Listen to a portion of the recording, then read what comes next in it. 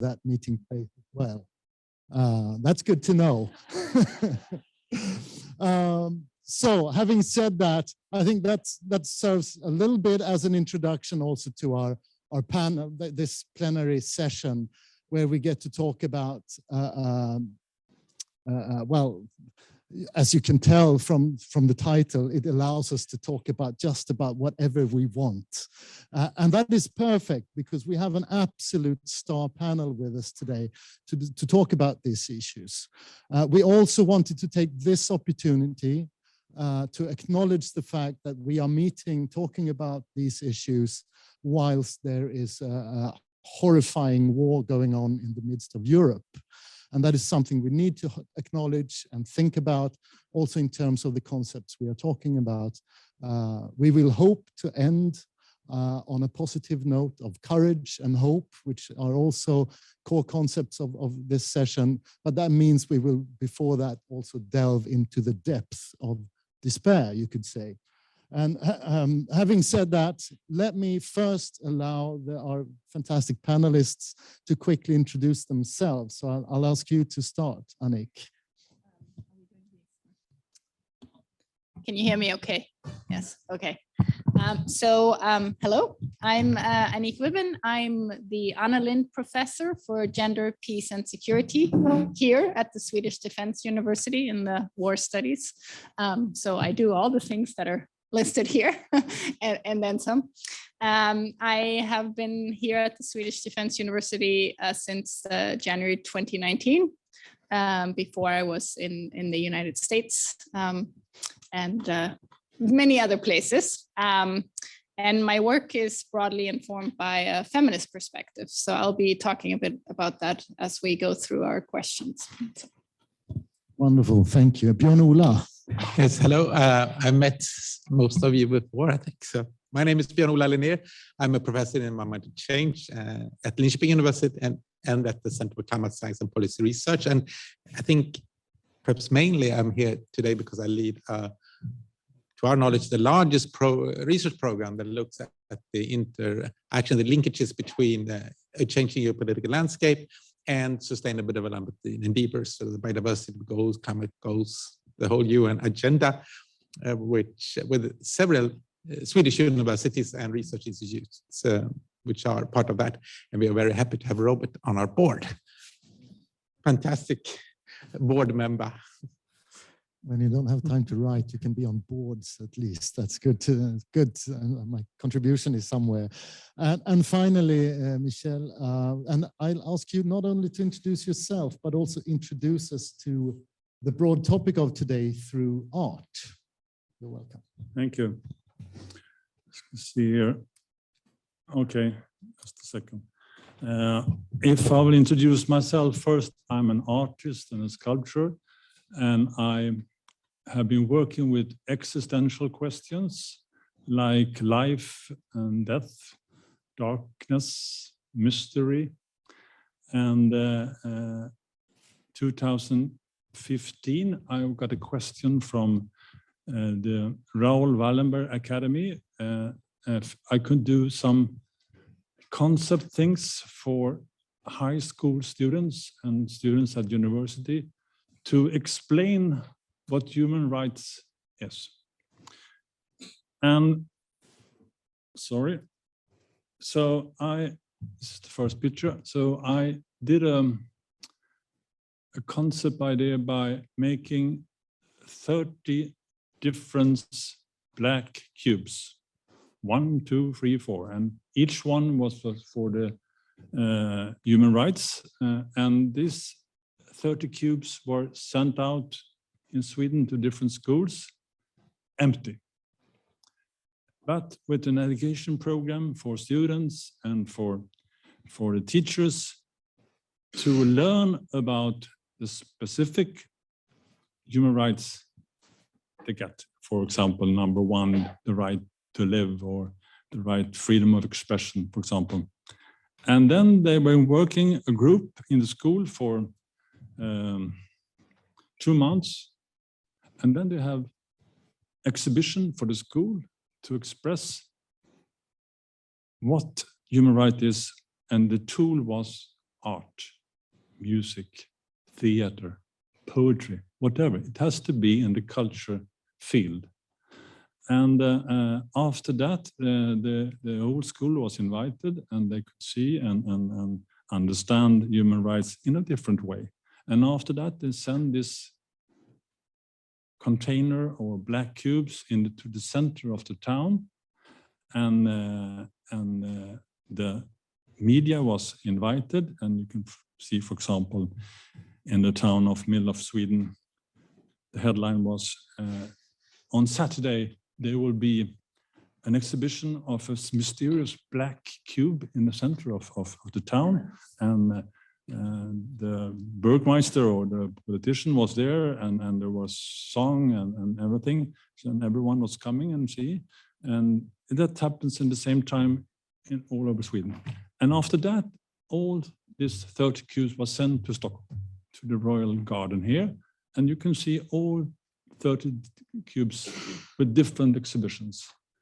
And Prime Minister was coming, the Minister was coming, because politicians love when the human rights is coming out to the people.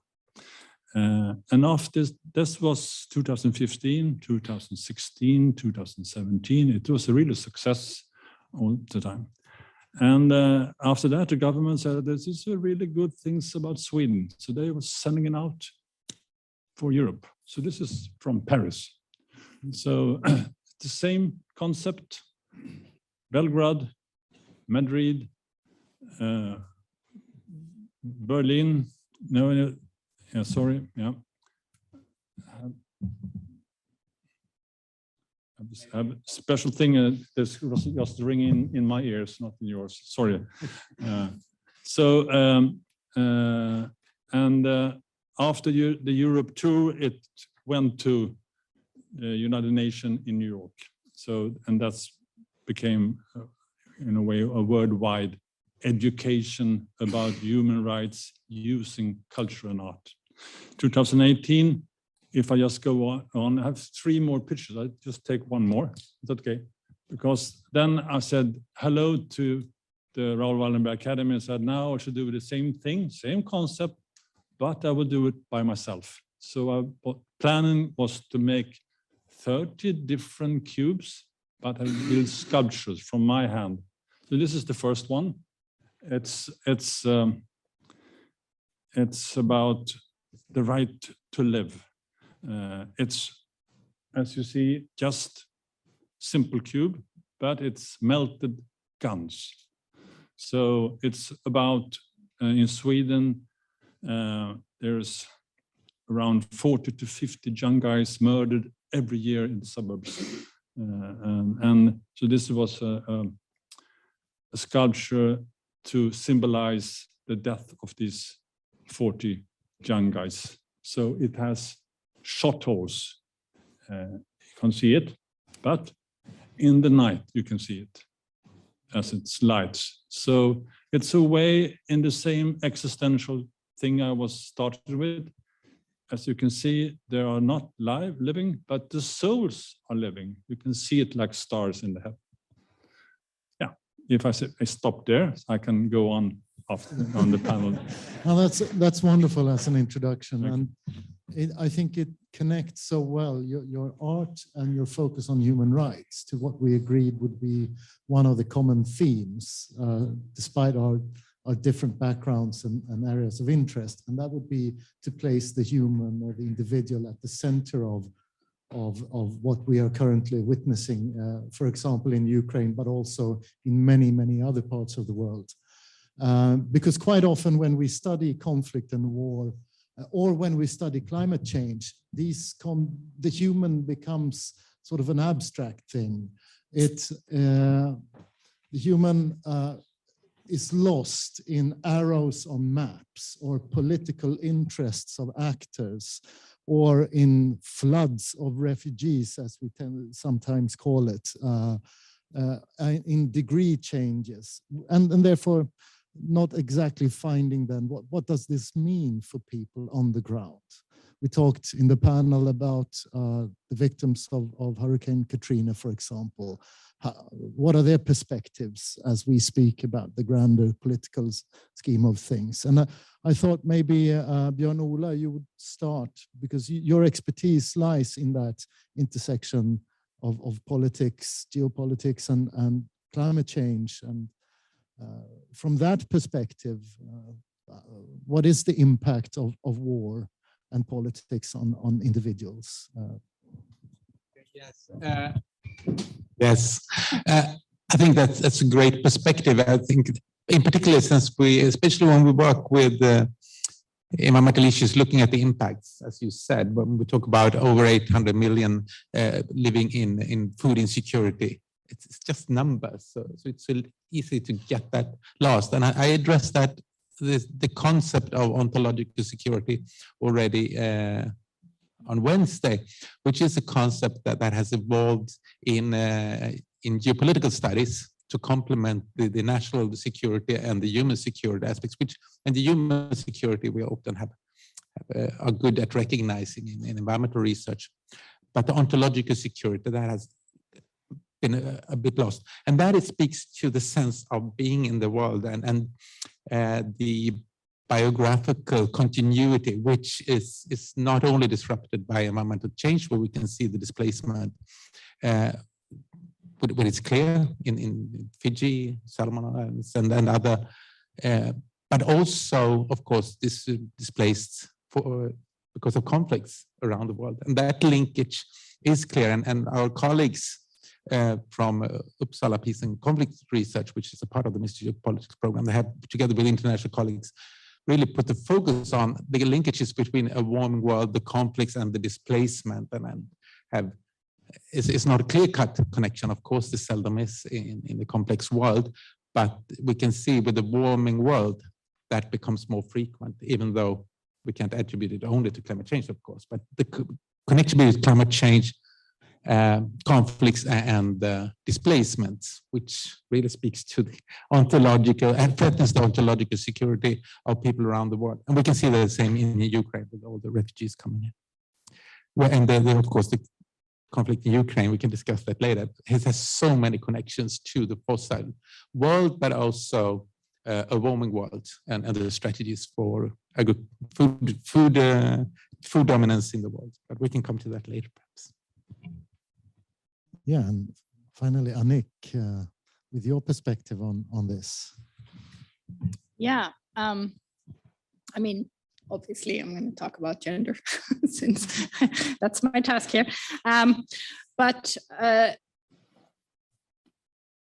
in terms of thinking about some of the same issues that you're talking about here, ontological security, human security, the linkages to climate change and conflict, the next step, so to speak, I guess, would be to also take an intersectional perspective and not just look at sort of humans more generally, but actually say, let's try to give some. Let's pay attention to which kind of humans or how their sort of structural location actually makes a difference in terms of how they are impacted by these various issues. And here we can think, of course, about, for example, climate change and food insecurity impacting people who are at the intersection, say, of poverty and gender, or maybe sexual discrimination, etc., in a different way than, somebody who is, maybe like many of us here, utterly mobile and can maybe escape a lot of these issues. So I think that from the perspective of a feminist scholar, these things become extremely important when we try to put the human at the center. That we have to immediately ask, who is this human? How are they located? And that can be along a variety of what we call axes of oppression, so that it's also not enough actually to say we are just looking for how gender actually impacts this, but it's an intersection between a variety of factors that sort of structurally locate people and make it more or less possible for them to actually be resilient or deal with the consequences. And I, on the resilience front, I think there have been a fair amount of critiques of, how we tend to emphasize resilience, or also this whole idea of, sort of, it's almost like you're pulling yourself out of the mud by your own bootstraps. So this is the Baron Munchausen. But the idea that, the more you are impacted by these various issues, the more you have to kind of be resilient. But is that necessarily, sort of something that we should be taking as a good thing, or is it actually just a matter of basically having to do that as a matter of survival, given the structural conditions, and what really needs to be addressed are the structural conditions. So I think that I am a big believer in, sort of bringing the feminist perspective to that, and to make sure it's an intersectional one that doesn't just address gender. So that would be my first go at this. And I think we could talk, if you wanted to go into thinking a little bit more about Ukraine, we could then apply this kind of analysis there, but I'll let you guide us. No, I think you've both suggested the next path for us here. So please do continue that line of thought into Ukraine, and Björn-Ola, you can continue your train of thought as well, and your thoughts from an artist's perspective as well, because I know you've been. It's perhaps wrong to say inspired by the war, but I can tell a story about it. Yeah, absolutely. But then maybe I will just continue, because I think, and we talked about this a little bit in preparation for this panel, but we could make those very connections to, for example, the Donbas region in Ukraine, which is, of course, or has been heavily industrialized, has suffered the environmental consequences of that. These are exacerbated, of course, by the war now, because when you bomb a place that is already environmentally volatile, then you release a lot of those toxins. You also have sort of some of the reasons maybe why people in the Donbas regions were susceptible in the first place to sort of the various narratives that were floating around initially to start the conflict many years ago, not just recently. That was an escalation, I would say. So I think the sort of question of like environmental impacts, and then how that affects the human are there from the beginning. And then, of course, now with the kind of destruction, for example, of cities like Mariupol, the sort of impact of urban warfare on humans. We often see the destruction of buildings, etc. Like that's very visible, but what it does to the human and how the consequences are different. Again, if we take an intersectional perspective here, people who are less able to move, be it due to their age, due to disabilities, due to caring responsibilities, these are all impacted quite differently from those who are able to maybe move because they are younger, because they have access to funding, because they are in some other way allowed to move, which is also a sort of gendered impact here, in that the Ukraine actually did not allow men of a so-called fighting age to move. So you have an interesting is always hard in this topic, but it is sort of something to pay attention to, the fact that you have a sort of gendered impact that is maybe not the one that we normally expect when we sort of think about, women as victims of war in a different way. And of course, we have, not least since the sort of discoveries of Bucha and other places, the sort of direct impact of sexualized violence, not just on women, but also on children and others. So I think that the feminist perspective, which brings a lot of these things together through an intersectional lens, is deeply important. So, but I'll pass on to you maybe for more. Yeah, that was very interesting to hear. But I was just, I think, only going to repeat what Svetlana Krajovska, the lead negotiator for Ukraine to the IPCC, which is said in the negotiations for the second working group report, the one on adaptation, climate impact, and so on, that was started to be negotiated as the bombs were falling, or the missiles was falling over Kiev, where she pointed out not only that the fossil fuel dependency of, in particular Europe, had financed the Russian war machine for a long time and made the build-up necessary. And we could continue to do that from a European perspective. But she also pointed to the threat to the rule of law, and that we've seen not only with the invasion of a peaceful country, but we can see throughout the world how that challenges environmental cooperation, but also the multilateral system in the world.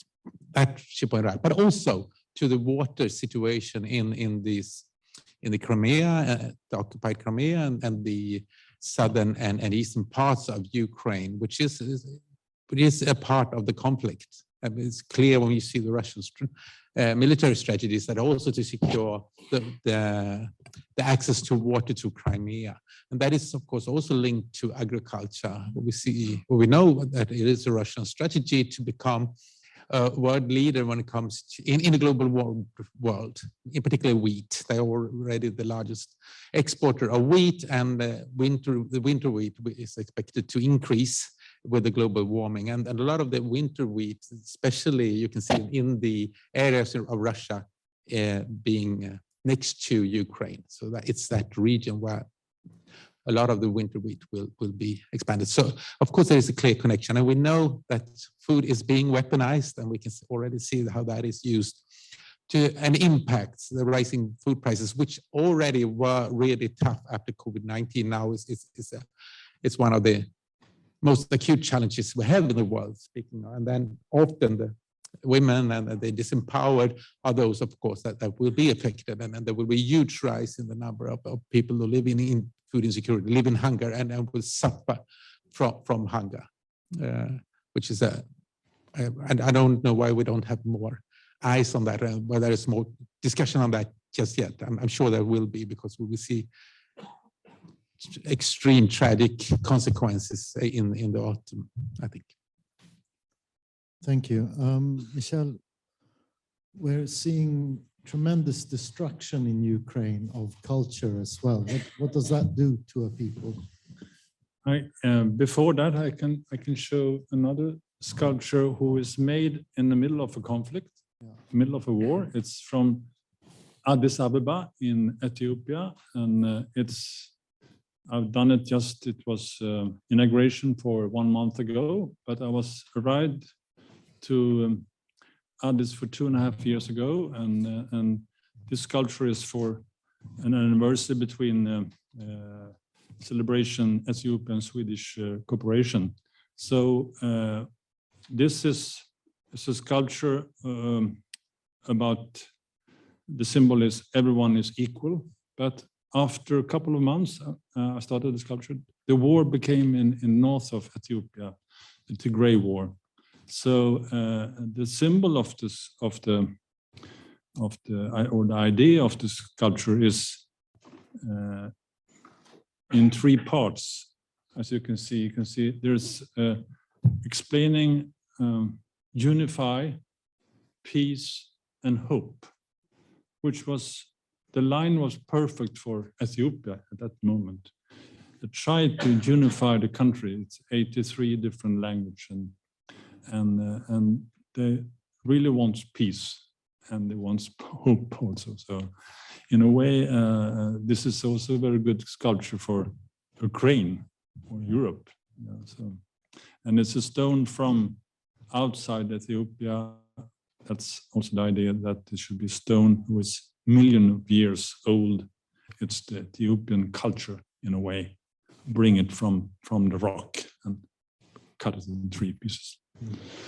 Yeah, now back to your question. I forgot. Yeah, no, that was wonderful. So thank you. But we're seeing the very deliberate destruction of culture as well in Ukraine. Yeah, I'm just wondering if you would absolutely like to talk about what does that do? I think both for Ethiopia and Ukraine, the culture and art is the identity for the country. I mean, they destroy the cities and houses and so, and people who are artists or authors and musicians, they run away, but they can come back. I mean, and start to rebuild Ukraine, because the cultural part it's very important. I mean, it's the heart of the people. So yeah, that's hope. Yeah, it is. What I find interesting when you talk about culture side, I think is one of those concepts you use when you destroy things in war deliberately. And it's a way of destroying not just the country or defeating the enemy, it's also defeating a population by destroying its past. Yeah, it was really and their culture, and you can also then I've heard scholars of urbanicide say the opposite, that when you destroy a city, that is rather the symbol of the future. So you can destroy their past by destroying churches, artwork, for example, symbols of culture and identity, but you can also destroy a people's future symbolically.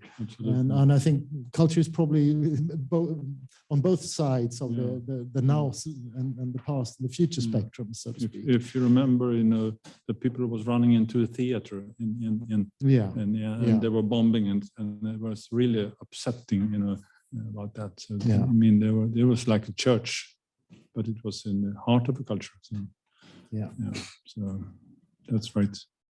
And obviously, rape in war as a tool to also destroy a people, well, their DNA essentially. So it's also both very practical and also very symbolic, those activities, which is horrifying. I'm thinking of the war in Spain. You remember Picasso, Guernica? It was also a way of express the wars.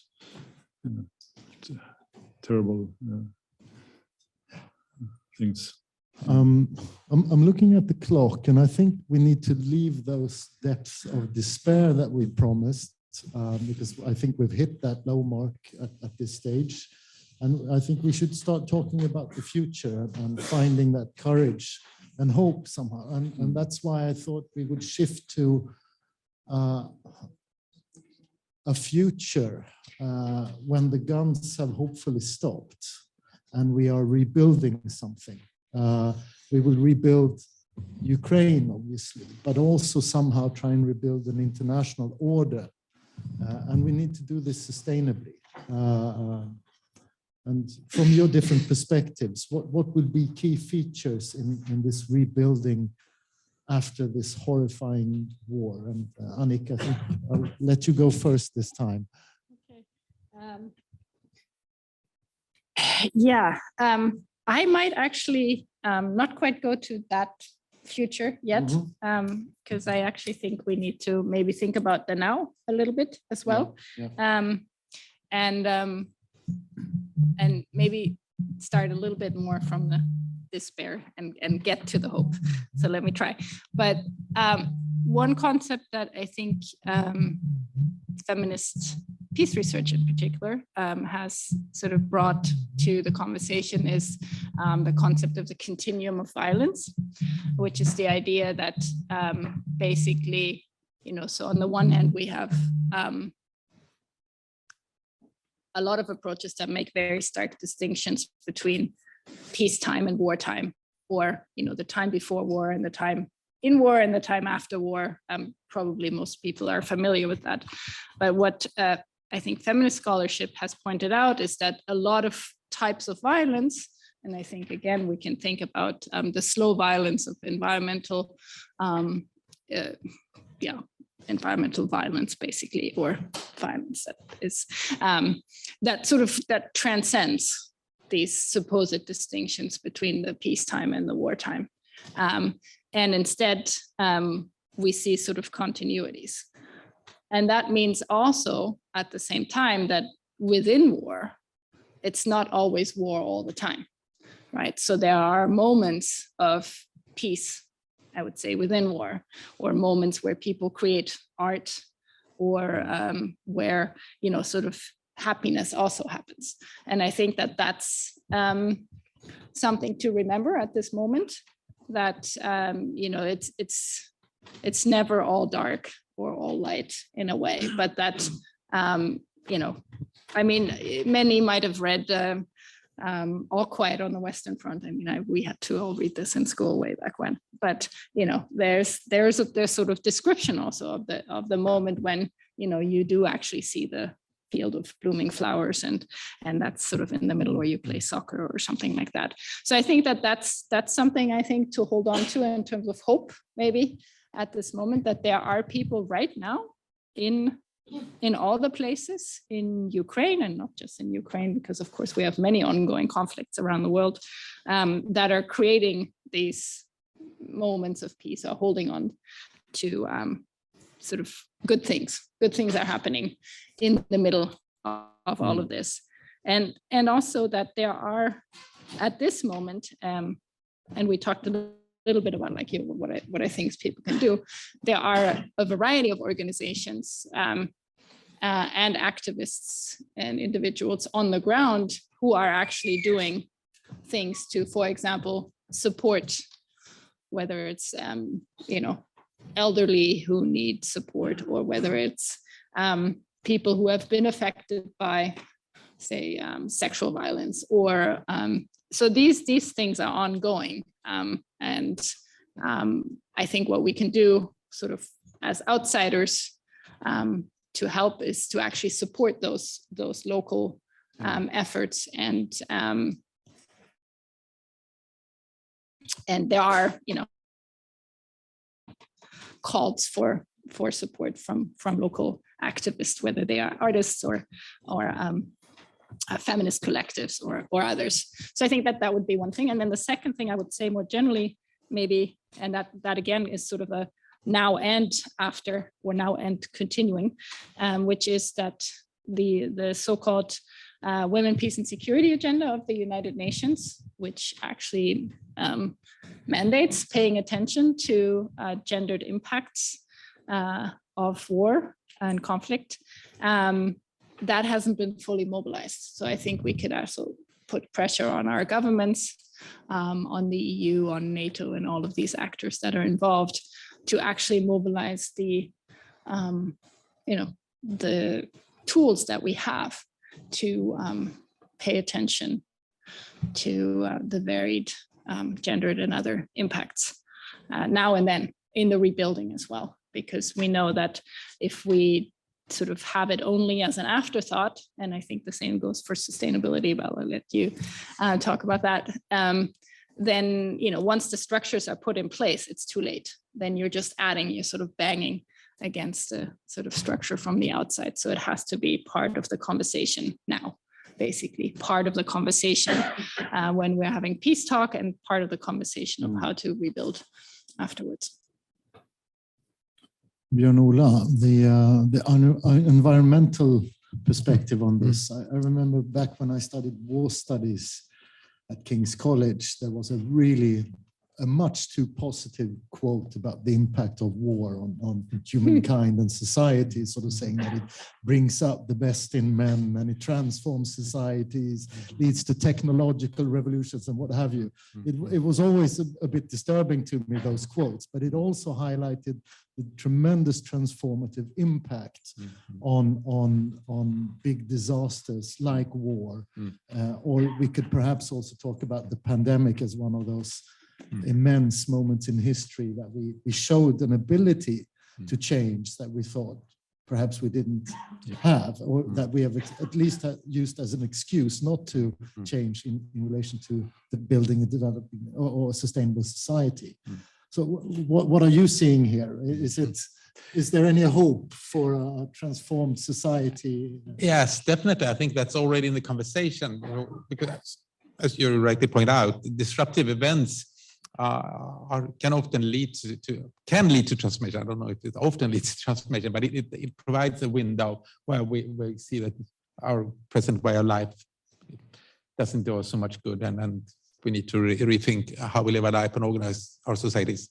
That said, it's often that war doesn't have that effect either, but it can, of course. And there is conversations in Ukraine right now on how to rebuild Ukraine once the peace comes in a sustainable way. And we have a Ukrainian visiting researcher. She fled from Kharkiv during bombing. She was living with her daughter in a 8 degrees bomb shelter. Her flat was hit by a missile, and now she's at Linköping University connected to Mr. Geopolitics program.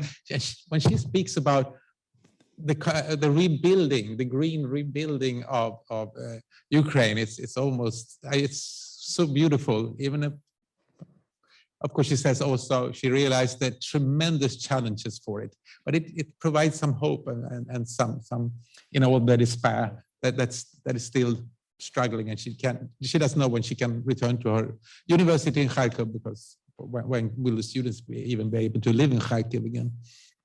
But yeah, so that the conversation is already there in the civil society. The Minister for Energy of Ukraine recently signed a deal with the UNDP that it has, the rebuilding will be sustainable, looking at decarbonization, looking at securing biodiversity.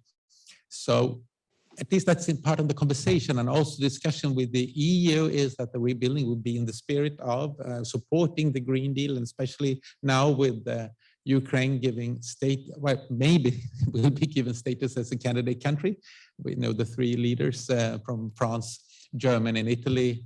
Yesterday, was it, or the day before yesterday, were there and expressing their support for Ukraine to become a candidate country. And of course, then it's perfect with having the rebuilding in the spirit of the Green Deal.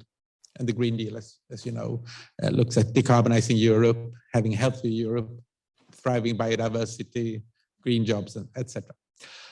So I think that of course needs to be supported in every way it can. But that conversation is in a way hopeful. That said, there's several reports also from Ukraine coming out saying the tremendous challenges, because there is path dependencies, there's a huge infrastructure that is really embedded in the fossil society, and not least corruption, which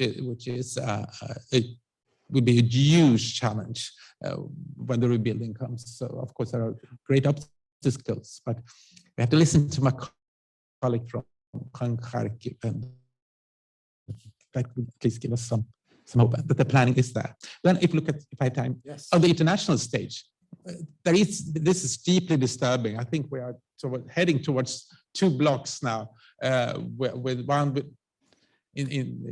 with the fossil fuel dependency, with all the cheap Russian oil and natural gas now, where we can see they build alliances, and then perhaps another block that goes more towards decarbonizing, transforming the societies towards decarbonization. And in that, there is a struggle also for countries in Africa, in Asia, and so on, which I think at least the EU has an important part in trying to support them. And it's very worrying that climate financing now is withdrawn or at least put on hold.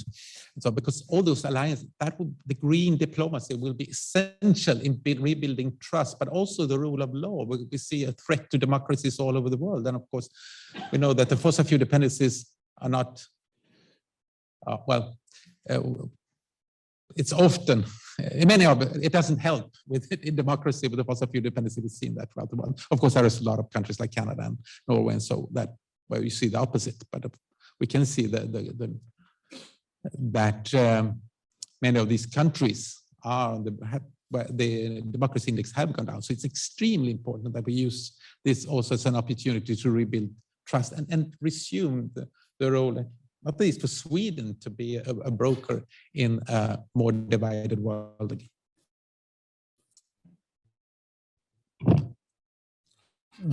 I like the fact that you're both emphasizing examples of extreme courage on the ground and hope in the midst of despair, not just after. So, and highlighting the fact that we can't wait until the after, we have to act. And if they can be that courageous, then damn it, so can we here, right? Who aren't that affected. Michel, I know that hope and courage is something you work on as well. The role of culture in building this courage here and in Ukraine, of course. What are your thoughts on that? You normally say that very good art comes from a depressed artist, you know. Yeah. So in a way, I think when countries, when there are dictators oppress the people, comes out under from, you know, poetry and music and performance, which are normally very great. So in a way, when you get pressed from the prime minister, I became a very good artist, you say, in a way. But so one way is that they were rebuilding the culture in a way because of the war. It's a part of it. It comes up and could be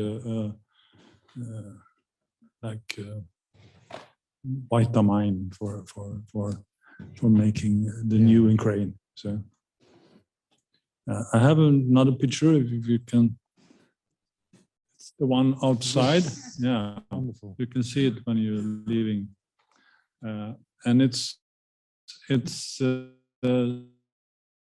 done by knives. Red. I've tried to. Just a second. Barbed wire. Yeah, it's the English word. Yeah, and it has a glass globe in the middle. You don't see it. It was in the dark, in the night. It will this special light, like the hope. So in a way, take away this wire from Europe. It's every year. It's 800,000 miles of wire, not for the cows.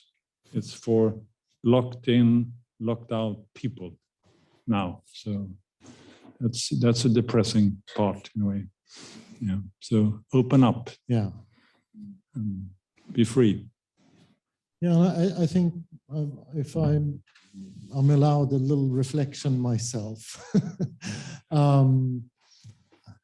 The UNDP published a report on human security this year, focusing on the Anthropocene, finding that even before the pandemic, 6 out of 7 people in the world experience insecurity.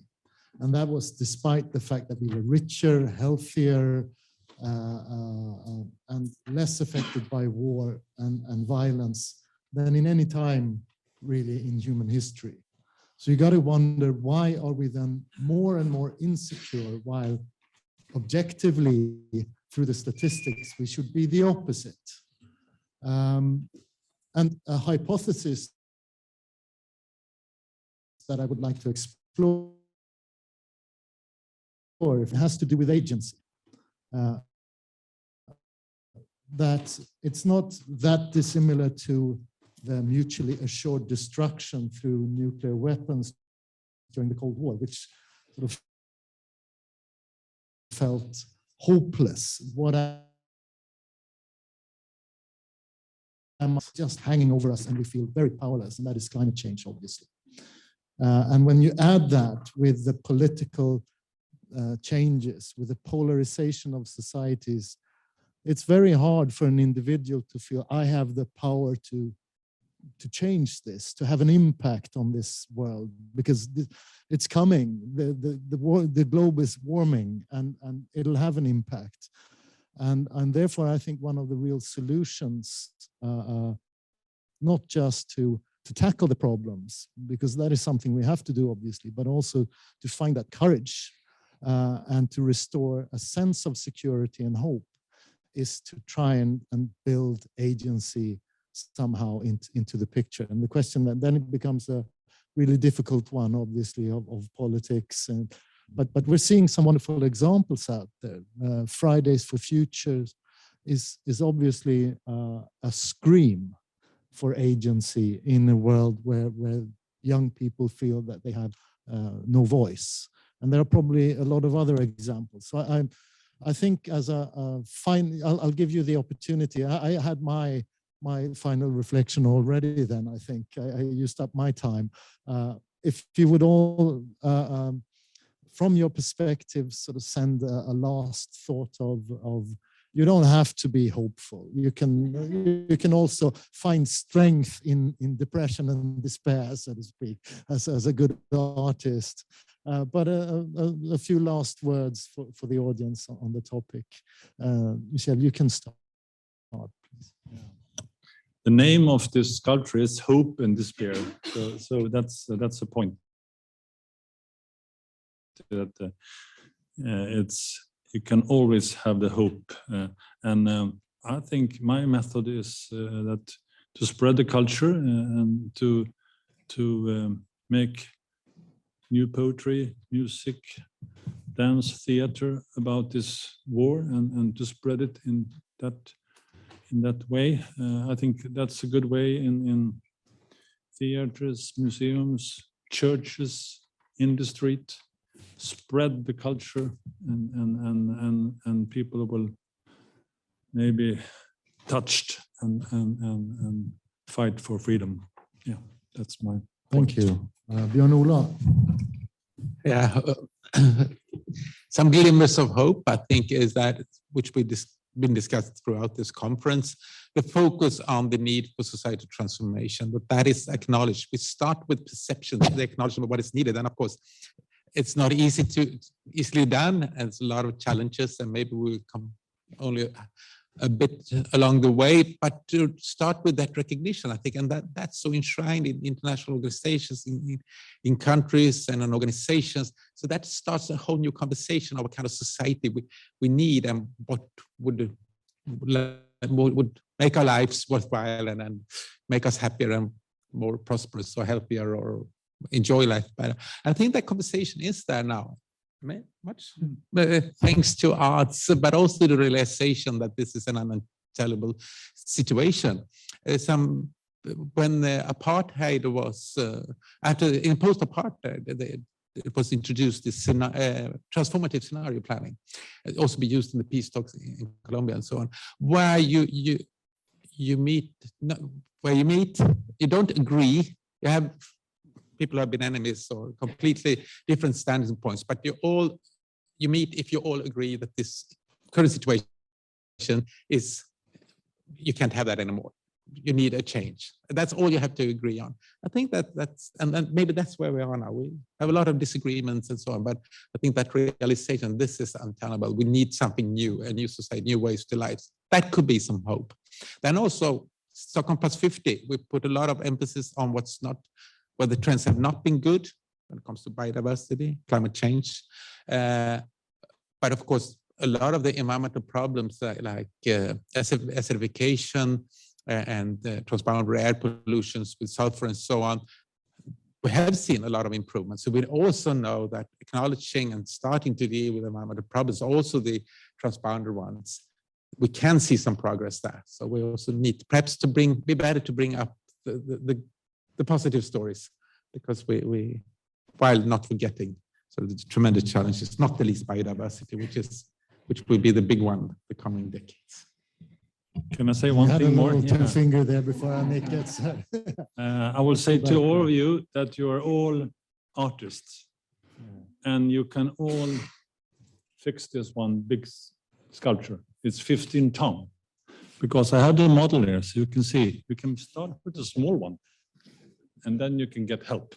So this is a way to get hope. Thank you. Yeah.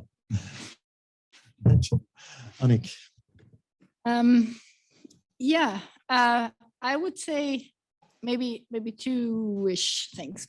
So one is, I think I would plead for humility. I think sometimes we sort of run ahead thinking we already know how to fix things, and we have sort of, especially maybe it's an academic disease maybe, but not just that, that we sort of go in and we have a plan and we will fix things, and instead maybe to be a little bit better at listening. Sorry. And sort of really taking into account, you know, what's happening locally and sort of meet people where they are. So back maybe also to where we started with the, you know, sort of who are these humans, and what are the environments they live in, and what are the particular sort of structural and other features that shape their lives, and actually talk to them maybe and ask them what are the things they need, and what are the sort of, you know, like your colleague from Kharkiv, like what are the imaginations also that are maybe already there, rather than come in with our, like, you know, development project or something like that. So I think that could be something to take with us, with you. And then the other thing that I think is really important is that, you know, we are often taught to be objective or, you know, neutral or something like that. And I think that maybe that's the wrong approach, actually, and that neutrality is sort of a privilege that we can no longer afford, but that there are actually certain issues where you have to take a stand and be a little bit more political, maybe. So those were the sort of two broad things to maybe think about and take away from today or here or this, the whole conference. Thank you so much. I think the parting words would then be empower those who are really affected on the ground, and who probably have fantastic ideas about, if you both mentioned examples from the ground, young people in Ukraine fighting for a better future and not waiting until tomorrow either. They're doing it right here and now, and they're doing it through culture every day in Ukraine as we speak. Thank you so much for listening. I think it's time now. You said everyone can be an artist, but we have true artists with us today. Our wonderful choir, Vono, have been thinking hard during this conversation and will now indulge us with their improvisation of this conversation. Thank you so much for listening, and enjoy the rest.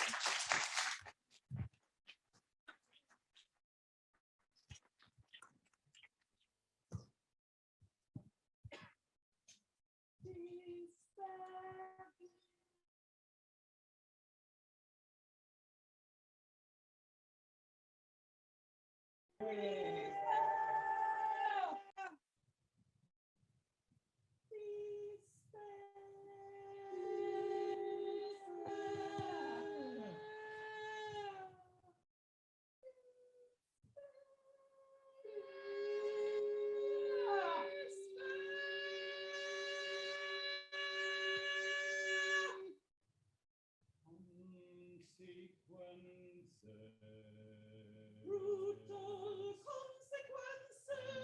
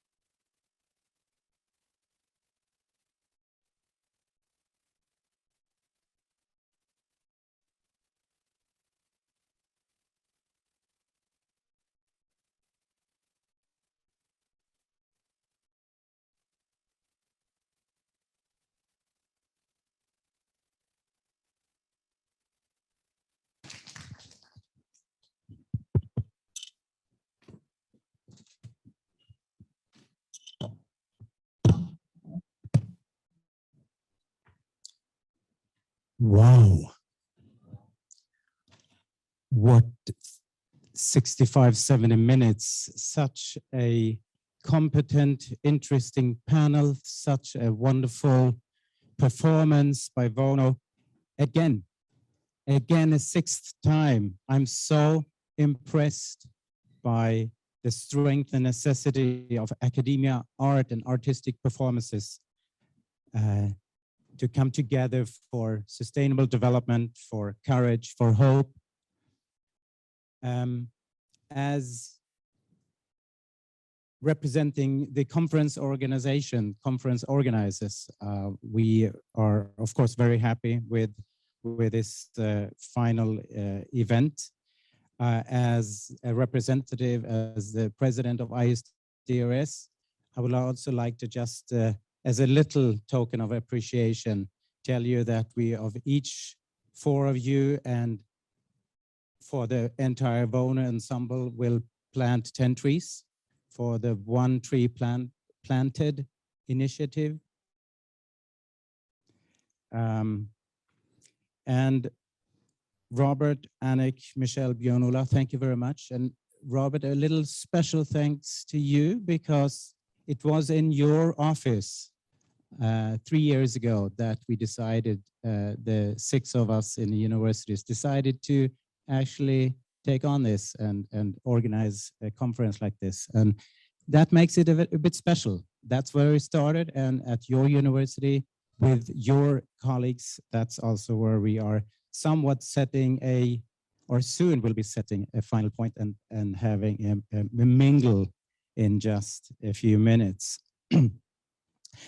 I would at this point just want to also inform you about being part of the ISDRS community. What the board within 12 hours on February 24th formulated and made a statement that is still on the webpage of ISDRS. And I thought it was is very appropriate to just remind us about this statement because it's unfortunately still very valid. And I start by quoting, the ISDRS board and community are deeply disturbed and saddened by the militaristic Russian expansion, fueled by purposive misinformation and false interpretations of historical realities, and deeply anti-ethical to genuine sustainable development and social justice.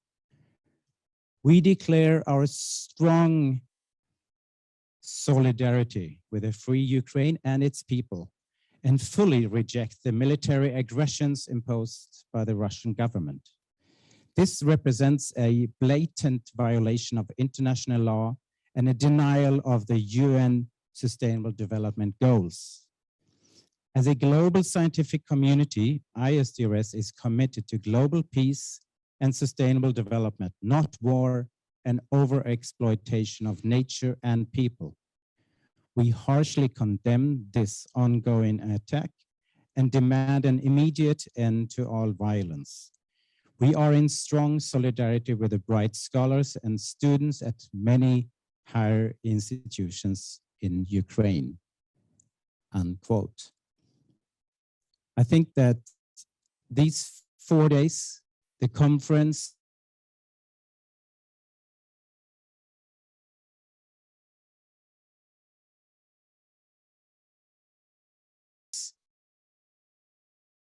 on sustainable development, courage. I think we are empowered to do whatever we can do wherever we are as academics, artists, since that's what we all are, Michel has told us and reminded us upon, and in whatever private situations we find ourselves with. So I hope that this conference will strengthen you on your path forward, regardless if in academia or in private life.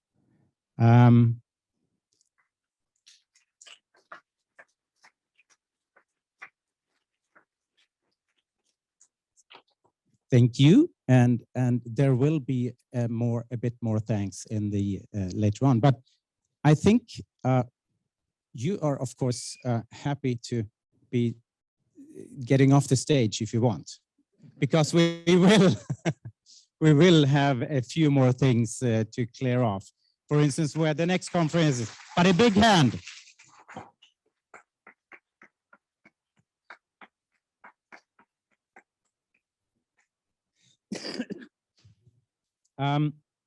We will have maybe 20 minutes where the yearly Best Paper Award will be awarded.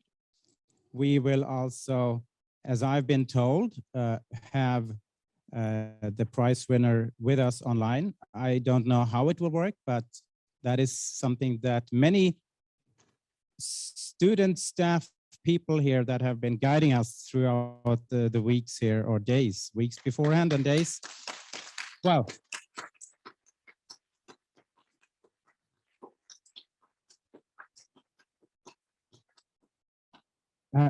And then we will also have a greeting for the next conference. So are you ready, Volker, the Vice President of ISDRS, to get us through the Best Paper Award? All right.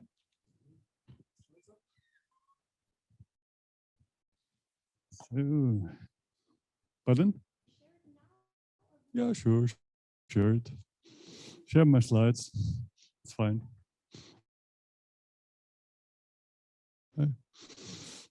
It's just a few slides.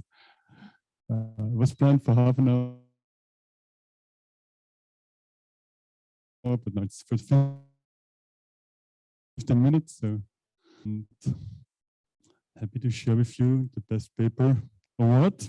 It's coming from ISDRS 2021, March 20. And we have this award every year. So it's an award where ISDRS has a jury, which is headed not by me, but by Professor Arnold, Marlin Arnold, who can unfortunately not be with us. And it's really a group work of many people. And as a first thing, I would like to ask those people who are in the jury, who are really reading the papers, who are giving their feedback, and who are with us, briefly stand up.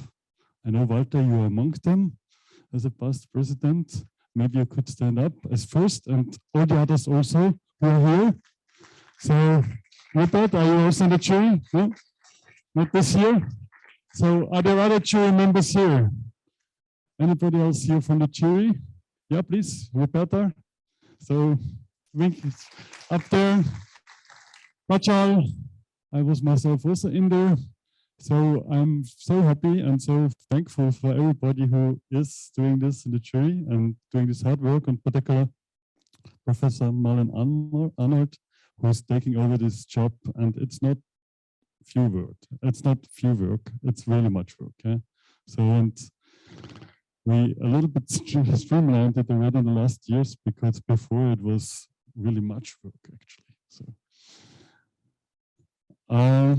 But nevertheless, what we do is we look for the best paper, in our opinion, out for 2021, published. So we look for published papers. We ask for nominations, and I will show you afterwards the criteria for that. Then we have evaluation criteria. We give numbers, we make then an assessment, and it's quite a hard competition. We get quite many proposals. Some people propose their own papers, of course, which is also possible, but we get also very neutral proposals. So we're happy to have also this year sufficient nominations. And you can find also all the hints for this nomination award on our website. So you didn't find my presentation. I sent it by email. Yes. In the email box, which is perhaps the most loaded email box in whole Sweden at these days, or one of the most ones. So it's there. Sorry for this. I was also a little bit busy. I had my 3 presentations myself on the conference sessions. So, and this is another one. But I'm used to deliver in time. I worked as a lawyer. We were paid per minute. So you have to deliver every minute. However, so it's a teamwork, it's several people, and it's coming. And it's soon there. Yeah. So actually, I told you about the first 5 slides already. I can jump over them. No, but I didn't mention one of our most important persons in the society, which is Charlotte Momery, sitting over there. She's the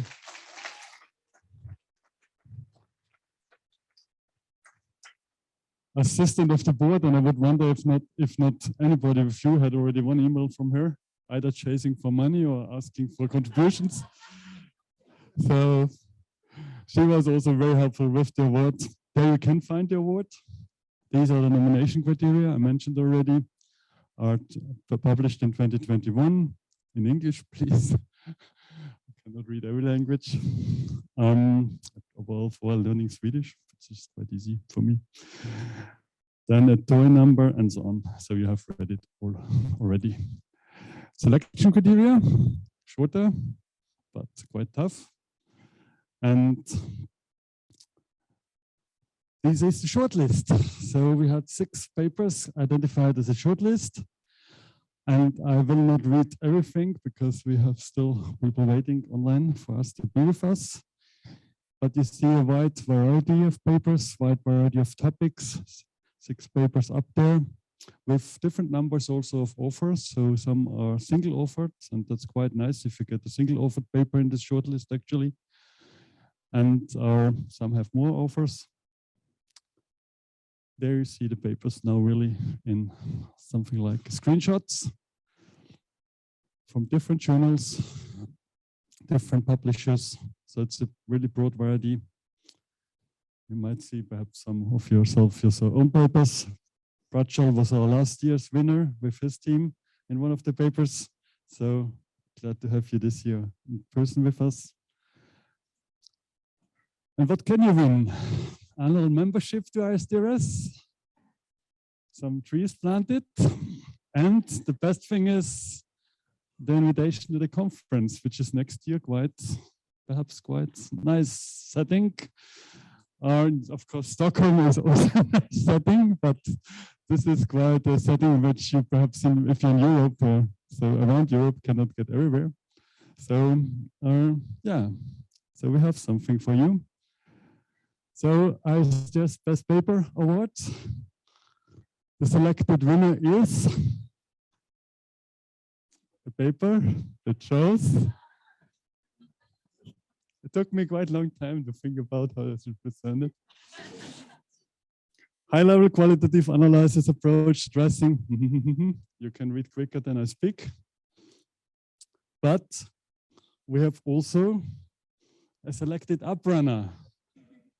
And that selected uprunner is a paper that shows emergent product service system in the context of circular economy, innovative method describing the evolution in time, the product service system in a spatial perspective. So, and now the run-up is this paper about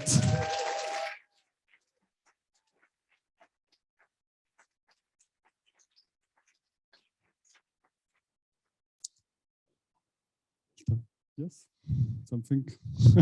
Oh, yeah, yeah, yeah. So what are you doing? It's not finished yet. No, sorry, we wanted them to come up on the big screen. Okay, it's coming soon, but first we have to finish the slides. Yeah, thanks. So this is the run-up.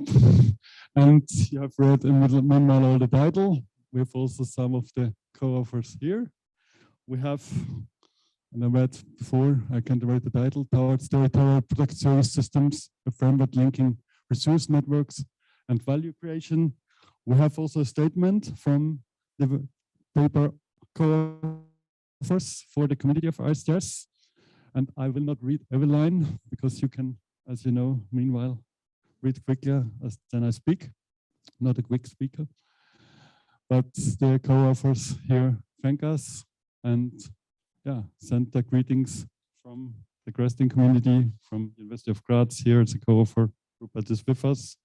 If you want, you can stand up, and I'm not sure if one of your co-authors is also here. Okay, so this.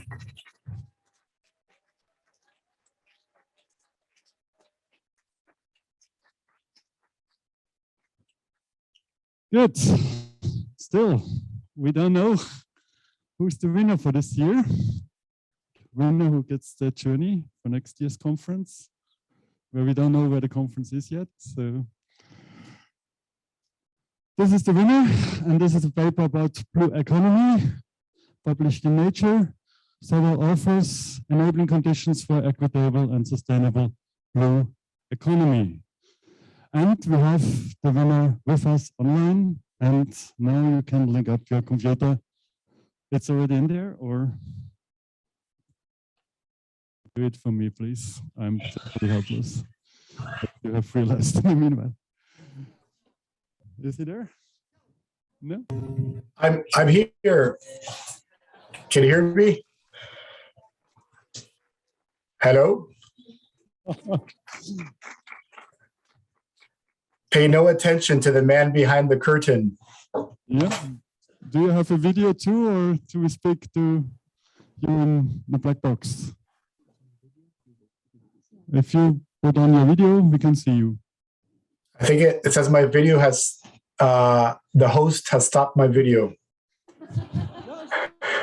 It's not true, it's not true. Well, anyhow, thank you so much. I'm so incredibly honored, and I want to extend a huge congratulations to all the other authors. I read all of the other papers and really encouraged many others to do the same.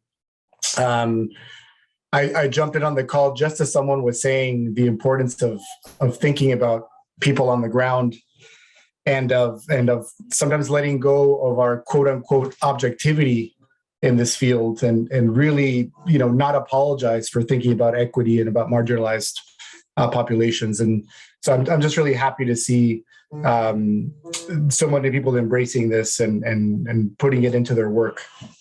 So thank you very much. Thank you very much, Andres.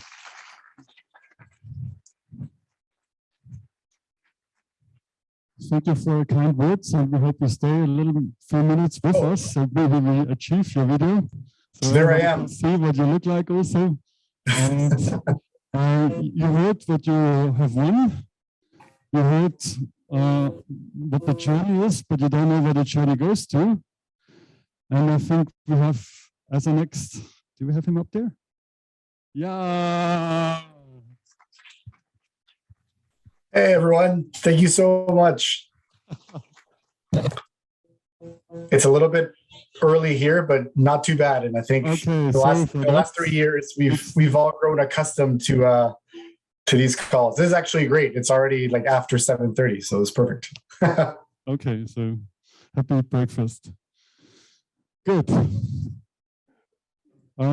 Without further ado, I think I hand over to the next point, which is actually the announcement of the next conference. And really stay with us, Andres, because then you know where the journey goes for you next year. And I have a video from our organizer. Yeah. I said I have a video from our organizer, right? This is our organizer.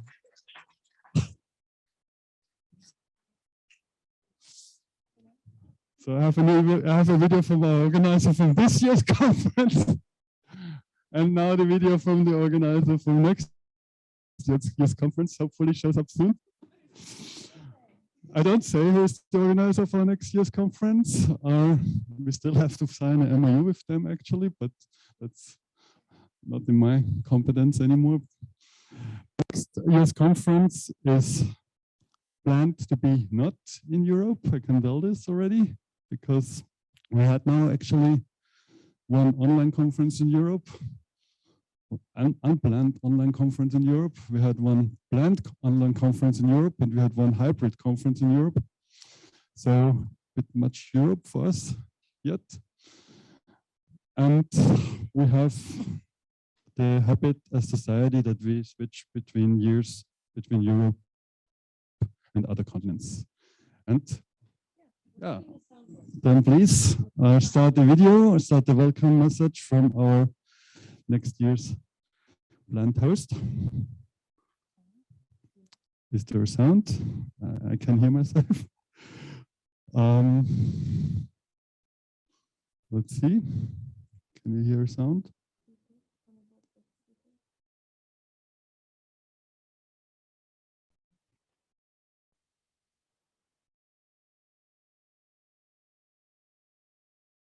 We stopped the video, so you don't know enough yet.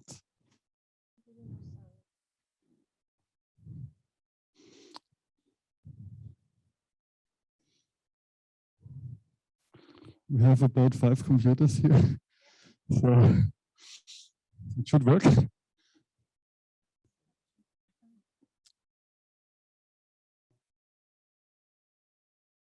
So you have already the name of the conference of the university up there. It's the National University of Malaysia in Kuala Lumpur, Panji campus, but we will meet in the new capital of Malaysia, Putrajaya.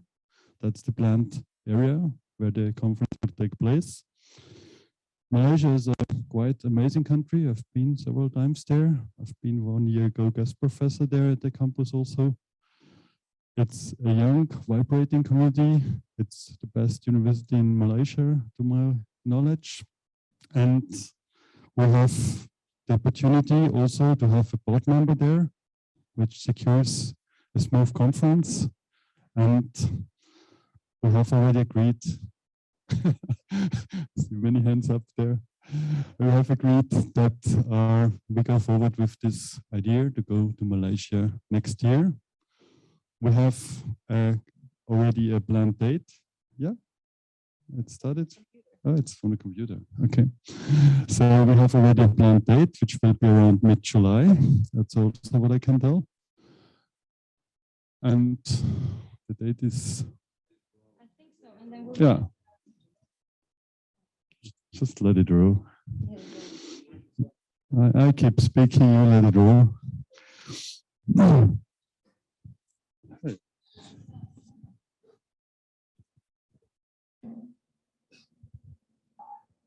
There is a university that inspires futures. The futures of the young. The future of our way of life. The future of this nation. And the future begins by nurturing possibilities.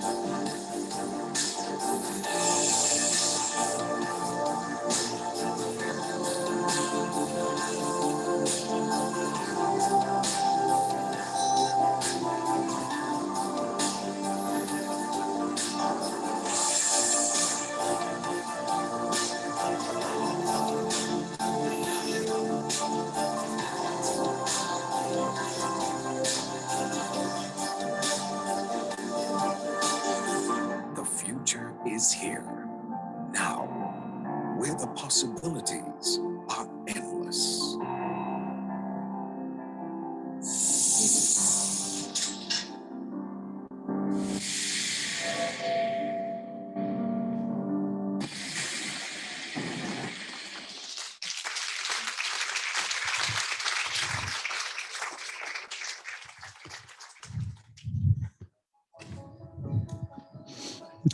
It continues, no problem.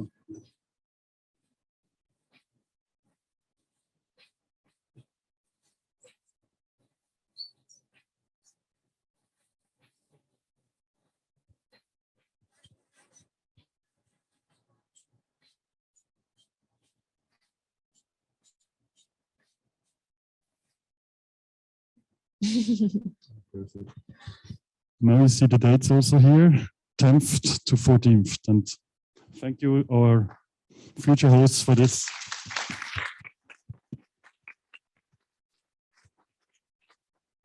Great video, and I have to apologize them because for them it's now about 2 in the morning, so nobody is available for a private welcome message. But we're looking forward to see you all from 10th to 12th, 10th to 14th, 10th to 14th July. Yeah, 14th is the excursion day, but most likely, and 10th is PhD workshop day, and between the conference. Welcome to Malaysia next year. Thank you.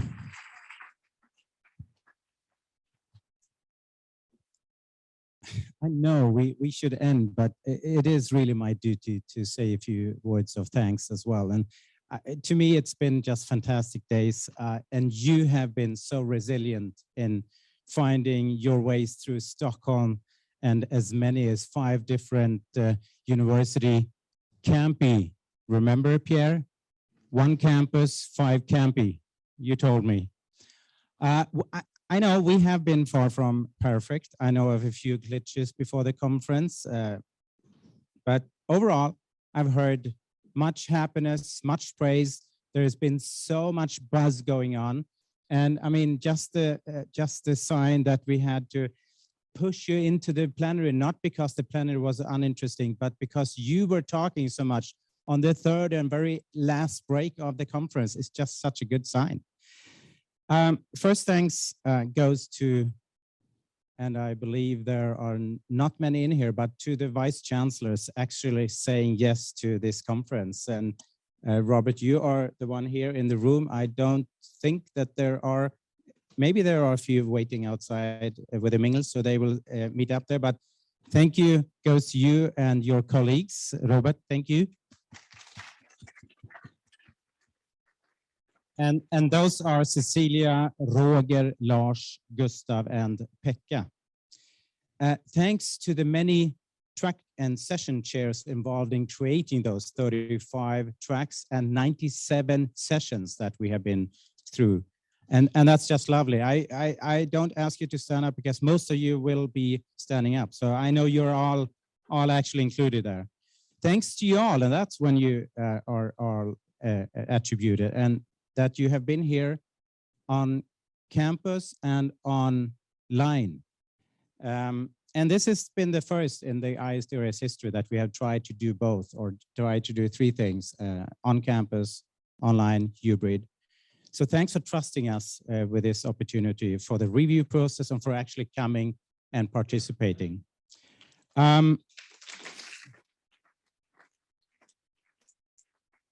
Thanks also goes to the young professionals that we put so much hope for the future to be running the show the next couple of years for us.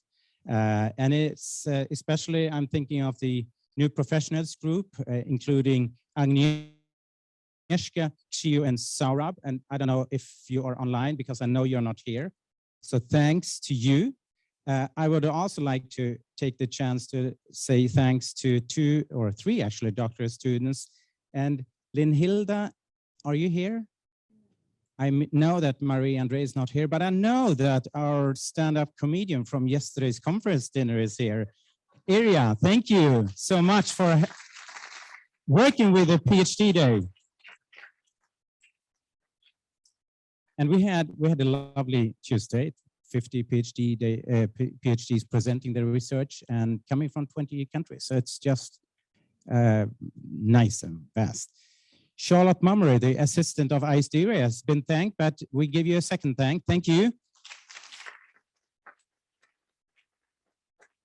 You are the one helping out with other registrations and invoices, and that is, of course, an important part of that we are able to do this.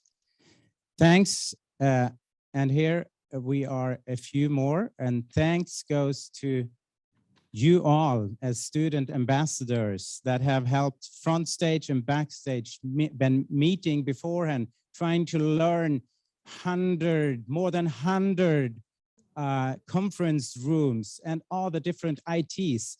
That is such a feat. So thank you so much for that. Stand up, stand up. And no.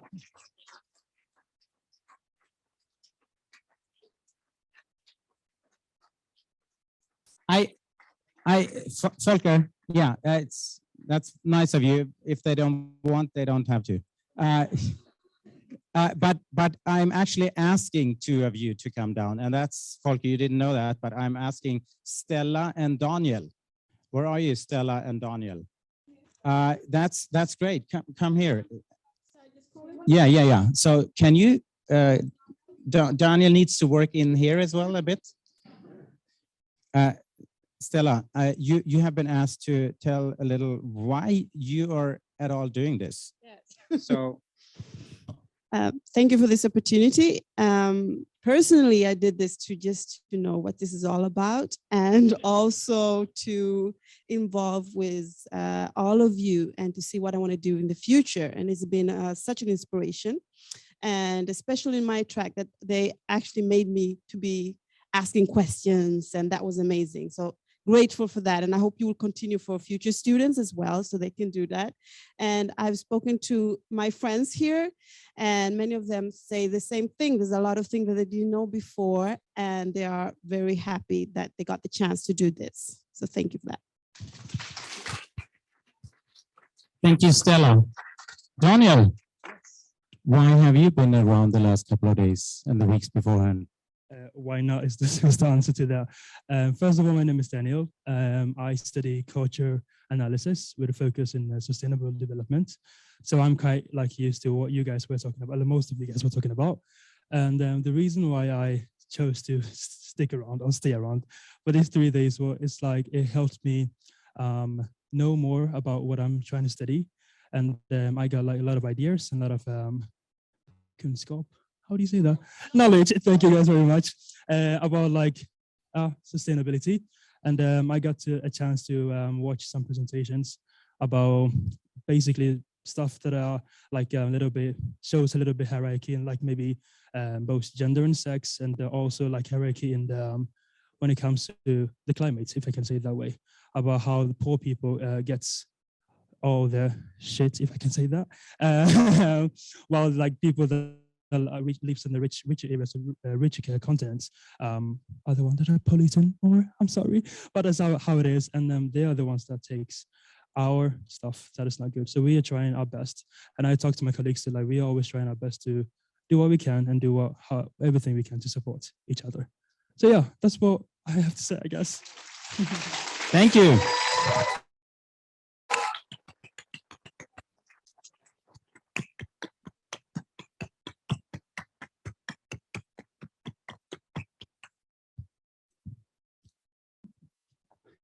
And, you know, academia is a good working place, so just stick around a few more years.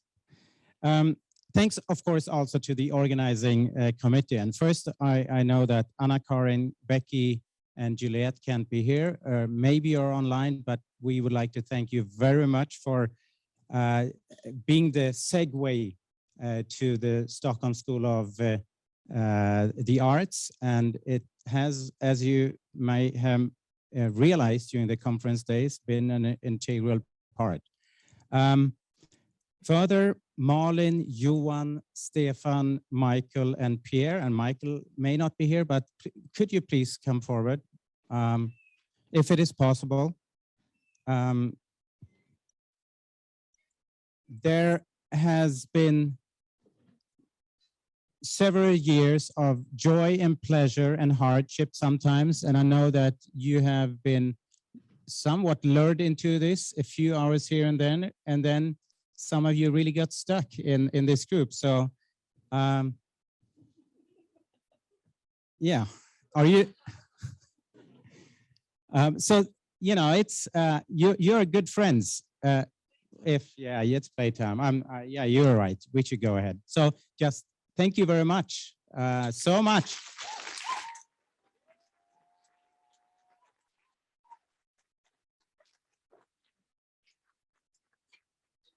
And the one person, oh no, actually I need the script, sorry. The one person whom we should be most thankful to, who is this partner? No, you need to be the requisitor for the next part. The sunshine behind all the 2022 conference mails, the Oxford abstract mails, the realistic coordinator of the many and often impossible ideas of what we wanted to create and realize is Johanna Holmberg.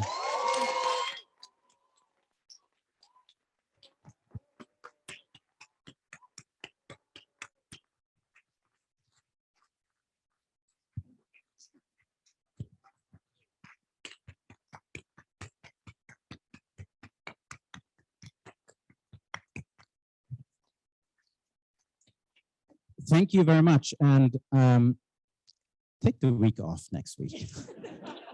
I wish. Almost. Yeah. But can I say a few words? Yes. Just very short. First of all, thank you for giving me the chance to organize this conference. I met 5 people, actually 6 people that had many ideas, as you said, and pulled you down to earth a few times, I think. Not only a hybrid conference, but a conference on 5 different campuses. And these have been my stars throughout that. And I know you've applauded them already, but yes. But I'd also like to thank you who are sitting here, because I have heard their stories and their sharing of things that they've learned. And they shared a little bit about that, but they've been a little bit more honest with me, maybe, and telling me that, well, it didn't just give me more knowledge, it actually gave me courage to think that I can keep going and I can take a master's and even a PhD in the end. So you have given them that. It's not just them serving you, you have given something back. So thank you for that. Yes. All right.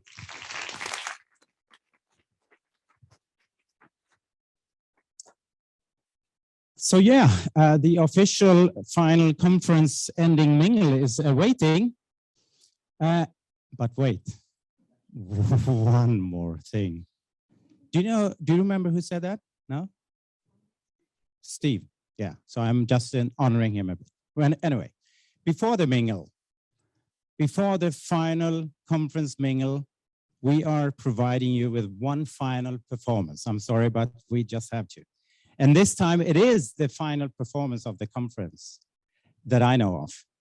Yes, Vono has been an artistic thread, improvising, commenting, and formulating important keywords of plenaries, allowing our emotional senses also to be touched. Now, there will be Earth Call. Earth Call is the name of a show, parts of which we will experience now. And I read out aloud. Taking inspiration from the young voices that today protest against the world's abuses of resources, the show Earth Call communicates the challenges ahead for our society. A performance that through music, and this time movement, seamlessly present the theme to live in harmony with each other and the Earth's resources. The performances incorporates the UN's global development goals that have been put forward by the world leaders to reach social, economic, and environmental sustainability by 2030. So that is what is awaiting us. So when exiting the Sverigesalen, is that the correct English word for it? When exiting this room,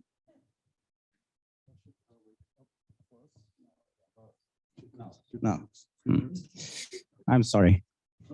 We can't hold up everyone. When exiting this Sverigesalen, this room, you can pick up a piece of paper like this, informing us a little bit about the Earth Call and Vono, including lyrics on the back.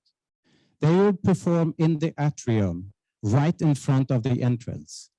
You can enjoy the show from this floor looking down, halfway down at the steps, or actually going down and just almost be right next to them, next to Vono. So enjoy the performance and mingle.